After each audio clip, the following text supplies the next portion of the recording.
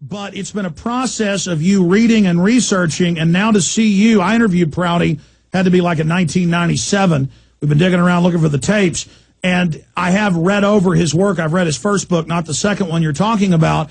And then you discover that Joe McCarthy was actually right, but he was being used to set up a police state domestically with low-level communists, but as soon as he found out the Pentagon was running everything, remember that was what they said was so absurd, then they set him up and destroyed him and used the term McCarthyism to demonize him, but then it was declassified 7 years ago or 6 years ago that the Russians said, no, it's true, he was right. And then you learn that the whole geopolitical system is a war against individual populations, and there was a deal with the Russians to build up their police state. They would take over half the world. The U.S. would build up its police state and military system and take over its other half and go into these black hole wars to then militarize a cadre of men to come back and take over the domestic country itself. And now you're researching that, Governor. It's so exciting. Well, you know, the thing is now, is this, Alex, I have the time to do it now. You know, when you're being a governor or you're governing a state or you're working in that capacity, you don't have time to do any research because your day is full 24 hours a day, 7 days a week, just doing your job. And now I don't have that job to do anymore. And living in Mexico like I do for half the year, I read 15 to 17 books every winter down there. And it's amazing how reading can educate you, something I think we're losing track of in this country. Well, I want to be specific.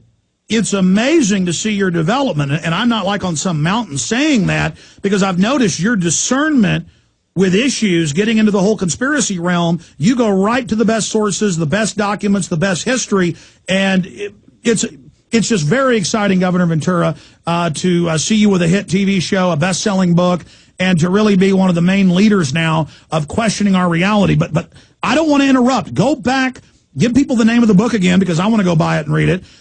Fletcher Prouty, on record, the head of Black Ops between the Pentagon and CIA. He was sent away, to the Arctic when they killed JFK. He talked about how they pulled the security off, how it was a Pentagon Black Ops job. We're going to play a clip from JFK coming up later, but take your time into break with more of what you've learned and how you tie that in to all your other life knowledge. Well, again, it's a case that, Fletcher Prouty just, he lived through it, and I enjoy reading what he knows about, and he's an exceptionally bright guy. See, the other thing he shows very clearly, which tells you how Obama isn't really in charge, Prouty shows you that most of the politicians only learn of these events till they're already in motion. They're set in motion by people in the government. You know, people in the CIA at lower, not the high-level positions, but in the secondary positions, they're the ones that move forward on all this stuff, the wars, all the dirty stuff that goes on, so that by the time our elected politicians are briefed on it, this thing's already halfway to life. It's already happening. So our politicians are playing catch-up. And that's who Prouty explains in that book, The Secret Team. That's who the secret team is. The secret team are these right under-level government people who are literally running amok. And there's nobody in control of them. And, the CIA has its own money now and own money sources, so they can basically do anything they want. And our president and the rest of them seem to be powerless to them.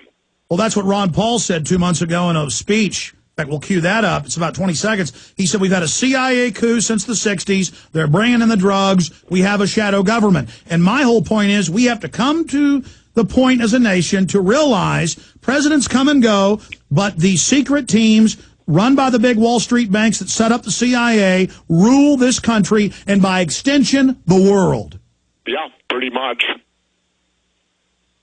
Man. At least that's the information that I'm arriving at. It's not a nice arrival, but, what can we do? Well, I've been harping on it for about 12 years, Alex. You can start by stop voting for Democrats and Republicans. I don't care who you vote for. Don't vote for them. They're the problem. They're not the solution. And that's, really it gets to that. Then, of course, you have to question, is the voting real? Because with these electronic voting machines, they can be hacked into, so you've got to question whether your votes are actually legitimate even in this country anymore. Exactly. Let me back you up, what you just said. You take Gulf of Tonkin. I sat through many hours of LBJ at his ranch outside Austin, Johnson City, a couple miles from where I sit, and McNamara is telling him what to do and telling him they just staged the Gulf of Tonkin and that this is what he's going to say at a press conference tomorrow. And the president's almost saying yes, sir, to him. And it's the same thing with Bay of Pigs. They launched that without Kennedy knowing and then blamed it on him when it failed. Exactly. And you got to understand, too, it ain't McNamara. McNamara's being briefed, too. He probably only learned about it the week ahead of LBJ. No, that's on the tape. He's saying exactly. He says, these tapes are incredible. He's saying the Pentagon did this. This is what you're going to say. Yep. And see, he's been briefed. See, Fletcher Prouty said the key to all this are these briefer guys. These guys that the Pentagon has and the CIA have who do the briefings of the politicians. They're the ones who sell the politician on the policy. And it comes from them. You ought to interview Ray McGovern. He was a top CIA briefer to Reagan and Bush the first, and he agrees with everything you're saying. Yeah, well, that's what Fletcher Prouty said, and I haven't found a thing he's been wrong with yet. No, it's all accurate. Incredible. Jesse Ventura, always wise, always informed, but just to know that he is really on the fast track to the key to planetary control, it's all staged. In the past it was. There is a split between Russia now, it appears. But in the past, all rigged, two empires carving up the world. We'll be right back with Governor Jesse Ventura.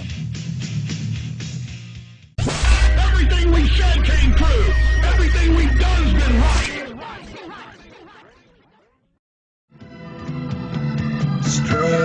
You know, I wish people could hear our behind-the-scenes discussions.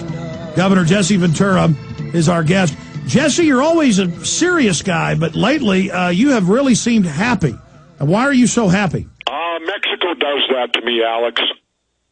When I get down there, I spent Friday and Saturday. The waves were great. They were running about 3.5 feet, and they were coming in perfect for surfing.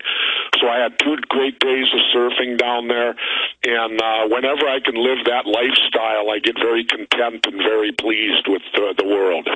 I hear you. And first you had the tsunami and then the earthquake, but no problems. No, I didn't even feel the earthquake. The earthquake happened way up by Mexicali, which is right on the border of Mexico and California. Oh, I do want to, here's one thing when we talk that, Alex, that I want to put word out to people on. Please allow me to do it here. Everyone out there that knows anyone in the state of California, please encourage them this fall to vote for the legalization of marijuana. It's going to be on the ballot in California, full legalization to where marijuana will be treated like alcohol and tobacco. And the reason I'm pleading with people to support this is to stop the carnage at the border. Alex, it's awful. 17,000 people have died on the Mexican-U.S. border just in the last year. I know. It's a war zone. It's a war zone, and we can end it. We can end it by simply legalizing.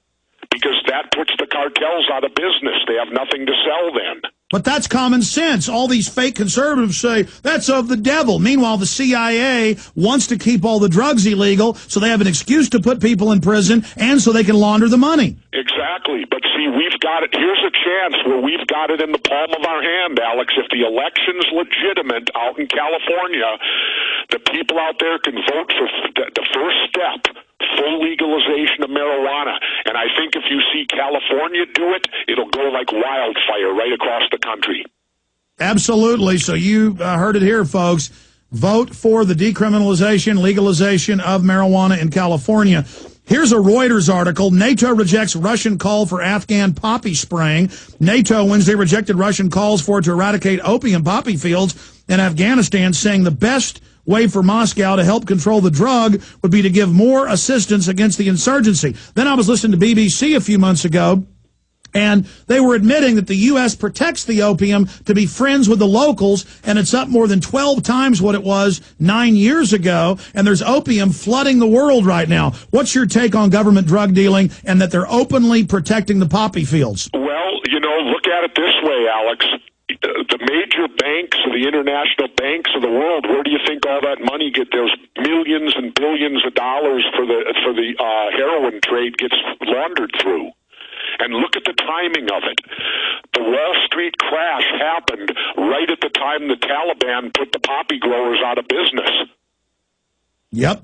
Because and there may be a correlation there. You're talking about 2000, 2001. Laundered money, these billions of dollars of laundered drug money, and that could very well have hurt the cash flow of these banks.